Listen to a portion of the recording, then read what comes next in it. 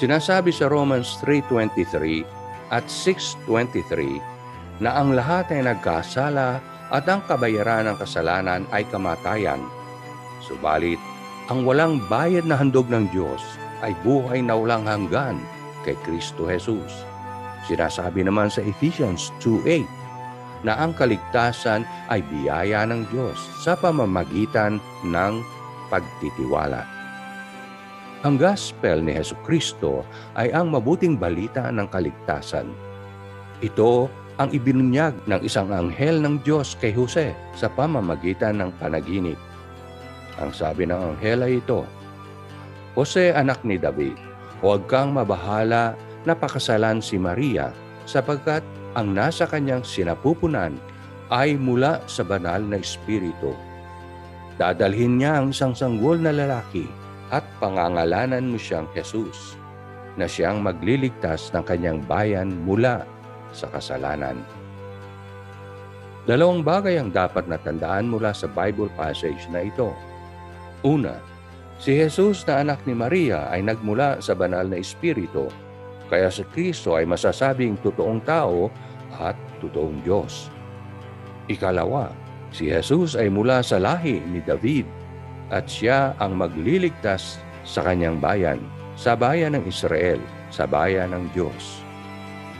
Ang mabuting balita na ito ay unang ibinunyag publicly sa Bethlehem kung saan si Jesus ay isinilang. Isang anghel ng Panginoon ang nagpakita sa mga pastol na nagmamasid ng kanilang kawan sa dakong iyon. Ito ang kanyang ibinalita. Dala ko sa inyo ang isang mabuting balita na puno ng kagalakan para sa inyo at para sa sanlibutan. Ngayong araw na ito ay isinilang sa lungsod ni David ang isang sanggol na lalaki, ang tagapagligtas na si Kristo, ang Panginoon. Dalawang bagay din ang dapat nating tandaan mula sa Bible passage na ito. Una, ang gospel ay para sa sanlibutan at hindi lamang para sa mga Hudyo. Ito ang sabi sa John 3:16. Gayon na lamang ang pagmamahal ng Diyos sa sanlibutan na ibinigay niya ang kanyang bugtong na anak upang ang sinumang maniwala sa kanya ay hindi mapapahamak kundi magkakaroon ng buhay na walang hanggan. Ikalawa, si Jesus ang ipinangakong tagapagligtas, ang Mesiya ng Old Testament na pinoprosiya mula Genesis hanggang Malakay. Kaya naman na sinabi ni Jesus sa John 14:6 na, "Ako ang daan at ang katotohanan at ang buhay. Walang makaparoroon sa Ama kundi sa pamamagitan ko."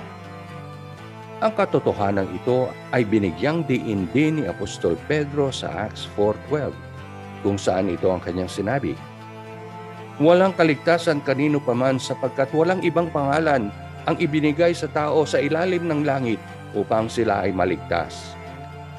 Ang tinutukoy ni Apostol Pedro ay ang pangalan ng Panginoong Hesus.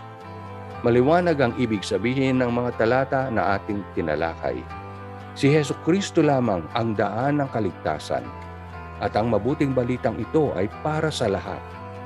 Subalit, sinabi rin ng Panginoong Hesus na may dalawang uri ng gate at daan.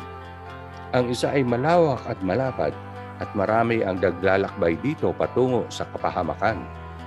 At ang isa ay makitid na gate at makipot na daan. At kakaunti ang nakatatagpo rito at naglalakbay patungo sa buhay.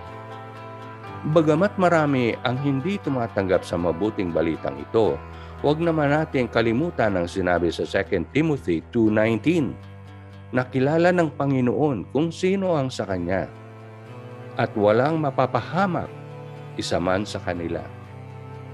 Sabihin man ng karamihang tao na ang hantungan ng lahat ng relihiyon ay langit, ang mga nagtitiwala kay Kristo Jesus ay hindi dapat magpalinlang sa mga ito.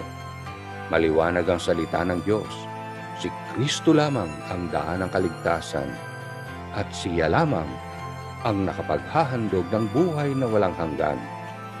At ito ang tunay na mabuting balita.